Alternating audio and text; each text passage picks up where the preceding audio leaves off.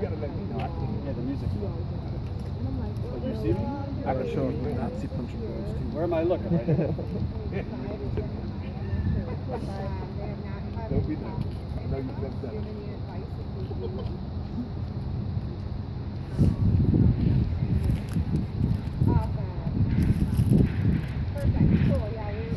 I am Jimmy. I'm right outside Flint lockup. Alright, MNI, and how do you do with Shoney? Isn't Here it were arrested from the town hall. The mayor and a lot of the other state and city officials did one of their town halls here. They did it at a church. They had police officers here in full weaponry, and understandably, citizens in Flint are frustrated, upset. Several of them were upset that they had to do things like take a hat off.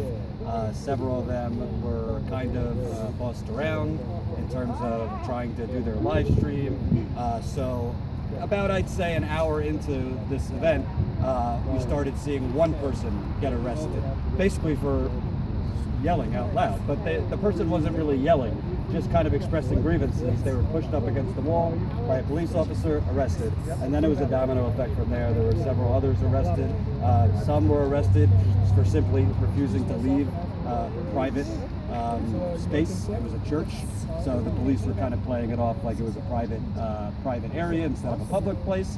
But really, when you couple it with the disaster that was the town hall, which I'll get to in a second, I mean, these are people who have been lead poisoned. It's 3 years later. The anniversary for this is next week. They've been lead poisoned. They're expressing their frustration, and the militarized cops that are there basically arrest them for wanting to live stream, for not wanting to take hats off, and things like that. Only in America.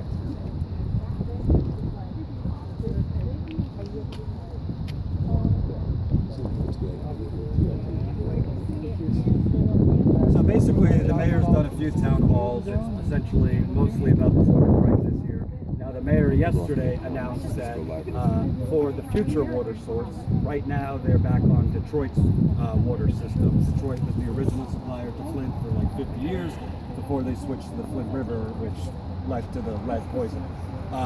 The mayor announced yesterday it's her recommendation to remain on Detroit permanently, which means moving away and not signing on to the privatized pipeline, which we talked about on previous shows.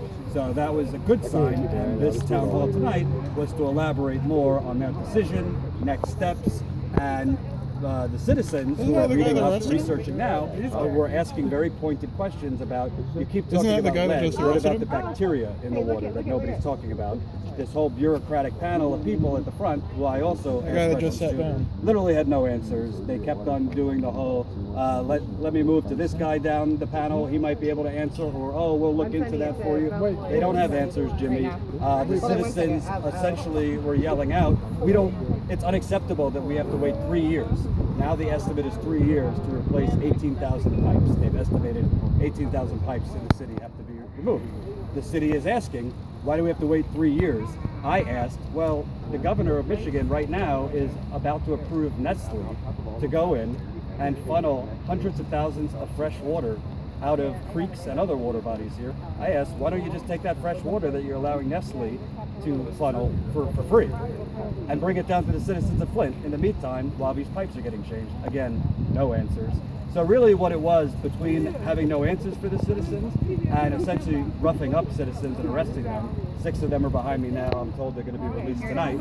They haven't even charged them. They just arrested them. They didn't charge them. They're essentially, the residents here tell me, what they're really doing is intimidation. They don't want the citizens to speak out, so they intimidate them. So one guy was live streaming. The cop had asked, basically the cop was encouraging him to leave. The guy walked out on his own volition, and then he was pressed against the wall and arrested.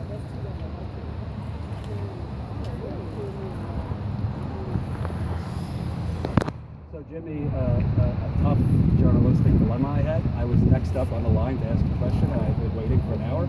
So my cameraman was out there shooting it. We asked. They don't have answers. One cop literally arrested someone. He said that she slammed the door in his face. Yet she literally walked through a door. The door happened to hit the cop behind, and that's what he was arrested for. I want to bring on one real quickly. I want to bring on a resident, Melissa Mays. She could kind of talk a little bit more to the intimidation and the feeling of being in there with these cops in the back with their guns at a church, by the way. Well, the first thing that we noticed, the first thing, as soon as we walked into the church, there are police everywhere, which is uncommon, and they had their bulletproof vests on the outside, which was extremely uncomfortable. We're supposed to be learning about our water source. Why are there so many police and police officers I'd never even seen before? So, and immediately they were roughing people up about taking off their hats because it's a church, and I didn't think that a police force should be enforced like a church's guidelines. I don't know. It made no sense to me. So that started everything off in a heightened sense of fear, anger, rage, and frustration. So we kind of had an idea of how the night was going to go, and it definitely went there.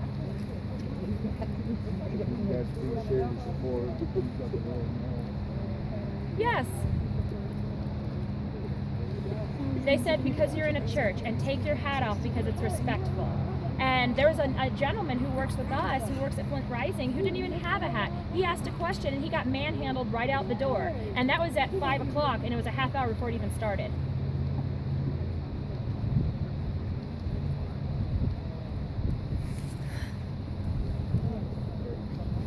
I don't think all the cops actually live in Flint. The ones that do are typically really empathetic, and they actually thank us when we protest. They're like, thank you for what you're doing. These cops were cops I didn't even recognize.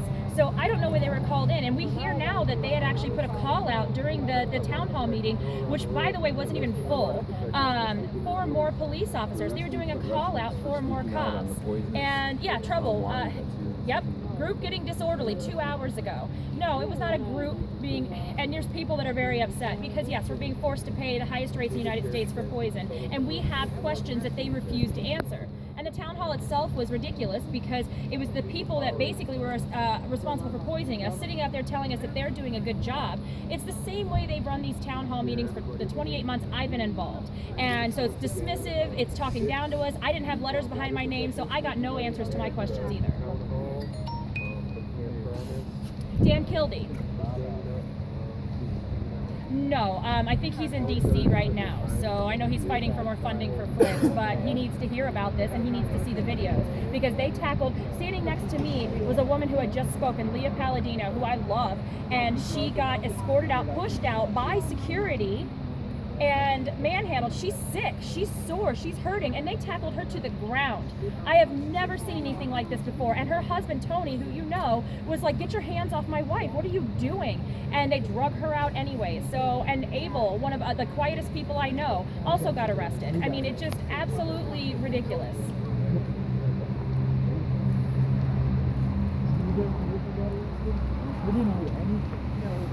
That I'm not sure, because I think honestly a lot of the police force comes from the state, because whenever the governor or his people are in town, the police are there.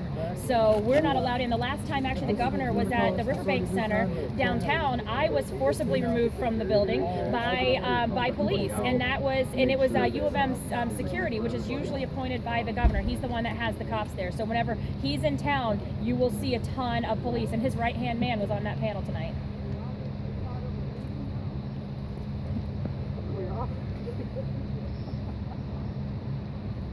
Share out, guys. Water protectors arrested. We're waiting their release. We do anything. When we walk down the street, Absolutely. You nailed it on the head, because unfortunately the state's still in charge of our recovery, which is why we're not having a recovery. So the people that poisoned us are in charge of us right now. And so yeah, they don't want us to speak up. They don't want us to bring facts. They don't want us to do anything. They just want us to shut up. Like the bacteria issue. Several people, actually a ton of people brought up the bacteria. I brought up that I went to an infectious diseases doctor on Monday and I have to stay on bottled water. This bacteria will live in my lungs forever. And I am terrified. They have no answer for that. And then we talked about Scott Smith's testing, and they tried to discredit it and say, oh, well, it's not the typical way that we regulate. And Jordan had some great questions. questions. He was just like, well, because there's no bathing and showering standards, you choose not to regulate something that doesn't exist. I mean, so it's absolutely a complete disconnect and complete disregard for the people who actually live here, who are paying the water bills, and who are getting sick by the water. These state people, they leave at night, they go home to clean water, safe water. They couldn't care less what happens to us. And that's what we learned tonight, and that's how we actually feel, and how we felt for almost 3 years. Tuesday will be 3 years.